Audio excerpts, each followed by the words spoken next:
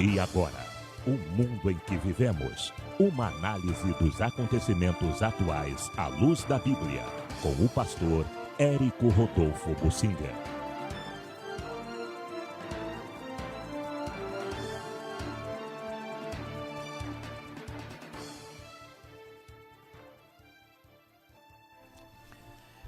Preparação dos cristãos para a perseguição religiosa no Brasil.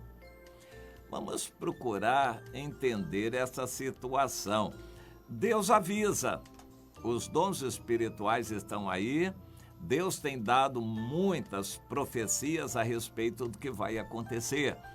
E ele próprio disse em Amós 3, versículo 7, que não fará coisa alguma sem primeiro revelar o seu segredo aos seus servos, os profetas.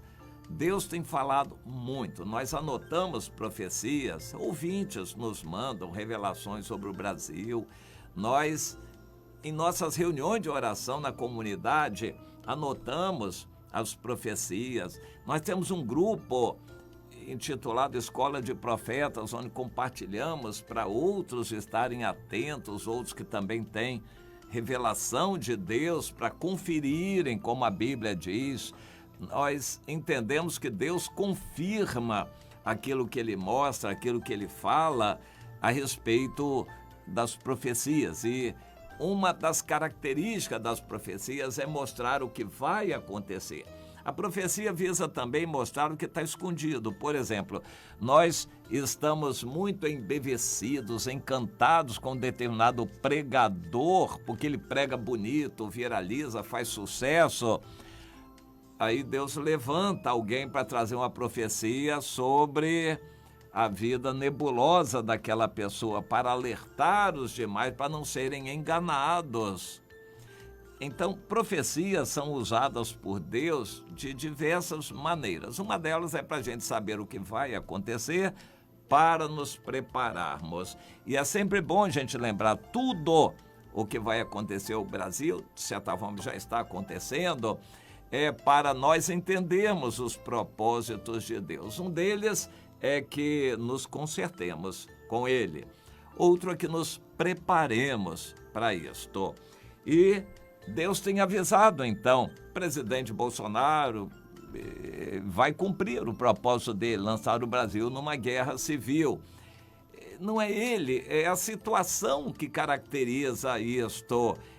Independente dele, se ele sair, já tem havido atentados contra ele, e o governo, de certa forma, não divulga, mas tem havido tentativas de matar algum atentado contra o presidente. Mas se ele sair, vai continuar a mesma coisa. Os militares e os conservadores vão continuar aguerridos contra as esquerdas. Só que as esquerdas estão se sintonizando com os rumos do mundo, os rumos do anticristo, o espírito que domina este mundo e que está cada vez se ampliando. Domina o dinheiro, domina a mídia, domina as consciências, os meios de comunicação, influenciando as pessoas. Essa ideia globalista, essa ideia do espírito mundano do anticristo está dominando grande parte do mundo. E o Brasil não vai escapar. Por enquanto, o Brasil está remando na direção oposta do nacionalismo, do conservadorismo. Mas isso não é maioria, isso está fora do poder deste mundo. Os grandes deste mundo não estão nessa direção e este confronto é inevitável, até que, em algum momento, o espírito deste mundo, do anticristo, as esquerdas, esse globalismo vai dominar o Brasil. Não há dúvida sobre isso. Sai Bolsonaro, entra outro militar, mas enfim, em algum momento essa linha conservadora vai ser extirpada. Mas de certa forma ela já está perdendo.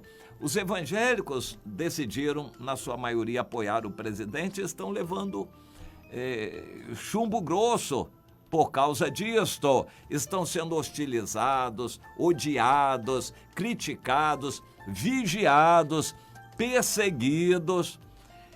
Eu tenho citado vários exemplos do que acontece no Brasil nos dias de hoje. As igrejas estão fiscalizadas para ver se estão usando máscara, se estão mantendo isolamento, separação, o ajuntamento é criticado. As igrejas estão vigiadas na área financeira, algum deslize, alguma coisa assim. As igrejas estão sendo vigiadas quanto à vacinação. Os líderes estão sendo vigiados para serem denunciados, os grandes líderes e seus erros também. E tem havido abundância disso, de escândalos no meio evangélico. E então, nós vemos isso tudo acontecer. Os evangélicos estão sendo alixados da grande mídia, os evangélicos estão sendo hostilizados na justiça, em todo o judiciário e também no Ministério Público. Os evangélicos estão perdendo em todas as áreas de governo deste país. A única área onde não terminaram de perder é no Executivo, por causa do presidente Bolsonaro, mas a tendência é de os evangélicos se identificarem mais com ele, serem execrados, perseguidos, e isso está aumentando. Há algumas áreas em que nós ainda não vemos perigo para nós, mas é bom a gente considerar. O Rio de Janeiro, por exemplo, tem mais de 1.000 comunidades dominadas por alguma facção do tráfico. Elas procuram se agrupar essas facções em uns 3 grupos, no máximo se considerado todo o país em uns 4 grupos, porque eles precisam ser grandes para ter acesso ao fornecimento de drogas que vem lá de fora. Um grupo pequeno aqui não tem acesso às drogas e eles precisam se agrupar e assim se agrupam em grandes facções que acabam trazendo problemas, dominando a comunidade. Se os evangélicos apoiam uma determinada facção, e há facções que se declaram evangélicas, olha que coisa.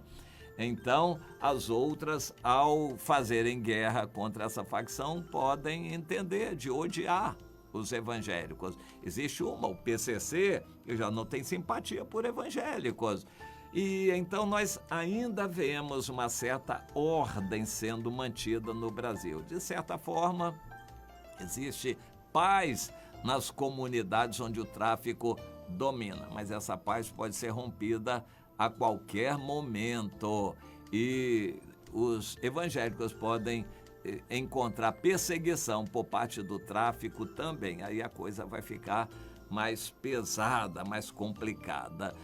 Até agora, até então, tem havido ordem, mas Deus tem revelado que essa ordem vai ser quebrada e os evangélicos vão receber perseguição. Então, como a gente se preparar para esses dias que Deus está revelando? Primeiro, Deus quer que a gente dê prioridade a orar pela nação, pelas autoridades, em especial o presidente Bolsonaro. Orar, orar, orar, prioridade no orar. Mas crentes estão dando prioridade no celular, depois na televisão, a Bíblia fica de lado, dão desculpa de que está difícil e problemático ir à igreja, então também os cultos ficam em última instância para eles.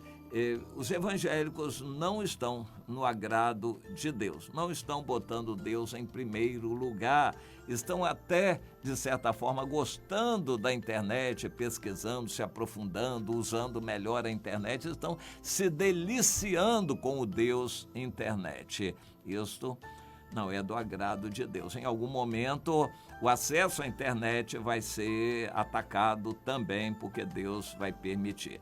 Tudo isso Deus tem revelado, é para a gente se preparar. Preparar como? Eu quero falar de uma preparação que não é a de Deus, mas existem muitos líderes evangélicos falando nela. Isaías 26, no versículo 20. Vai, povo meu, entra nos teus quartos e fecha as tuas portas sobre ti. Esconde-te só por um momento, até que passe a ira.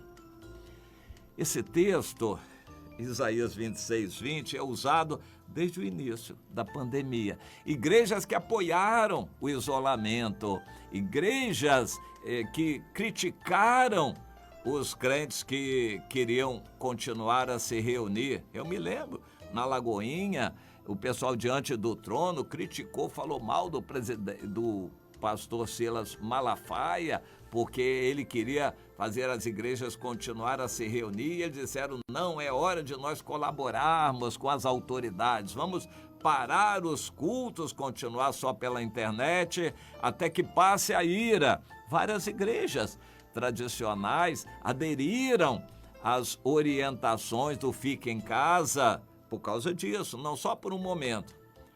Só que esse momento já dura 1 ano e meio. Esse momento não vai passar. Nós estamos vendo aí insuflada a nova onda, a variante Delta que está vindo aí para perturbar e aumentar as restrições. Então essa onda não vai passar. Ficar em casa 1 ano e meio, a maioria das igrejas acaba se ficar 1 ano e meio fechada, parada, trancada. Não é solução fugir, não tem para onde fugir, para o interior, para o meio do mato, para a região serrana, lá para o meio do mar. Se suba aos céus, lá estás, faça a minha cama no mais profundo abismo, lá estás também. O nosso negócio é com Deus, a contenda é com Deus, é Deus que tem contenda com o seu povo, a Bíblia já fala nisto. O povo está errado, longe dos caminhos de Deus, a contenda é com Deus. Não adianta fugir da Covid, não tem para onde você fugir da Covid, porque Deus vai perseguir até que a igreja que se chama pelo seu nome se humilhe, chore, ore e se arrependa e se converta de seus maus caminhos. É o que está acontecendo. Os grandes líderes evangélicos ainda não entenderam que é para mudar tudo, para ir para nossos quartos, para o joelho, reunir grupos pequenos, orar, buscar o Senhor, consagrar nossa vida. Não é hora de ficar fazendo show e ficar lançando cantores novos e novidades e lives novas para viralizar. Não é hora de show de teatro, é hora de oração, conclamar o povo de Deus à oração. Então, é uma preparação. A fuga é uma preparação inócua, que não adianta, não vai ser abençoada pelo Senhor. A fuga da realidade não é o que Deus quer, tem que enfrentar. Agora, como a gente vai enfrentar uma comunidade do tráfico em polvorosa, em pé de guerra? Meu irmão, você tem que estar em Deus, entregar a Ele, você, a igreja, nas mãos do Senhor, e amar e orar pelos traficantes. Não adianta fugir deles, ficar com medo e fugir deles. Tem que amá-los, orar por eles e saber que quem guarda a nossa vida é o Senhor. Não é polícia que vai nos livrar deles. Deus é a nossa defesa, nosso refúgio, nosso escudo e fortaleza. Portanto, se você mora numa comunidade, não queira fugir dela. Os outros lugares não são melhores. Ore pelos traficantes, fale do evangelho para eles, ame-os. Deus quer que a gente ore por eles ali. Isso é uma preparação. Ore pelas autoridades sem tomar partido político. Não é hora de ficar tomando partido político, fazendo manifestação. É momento de orar pelas autoridades. Não é manifestação política que Deus quer de nós, é oração, é clamor pelas autoridades, sejam elas quais forem.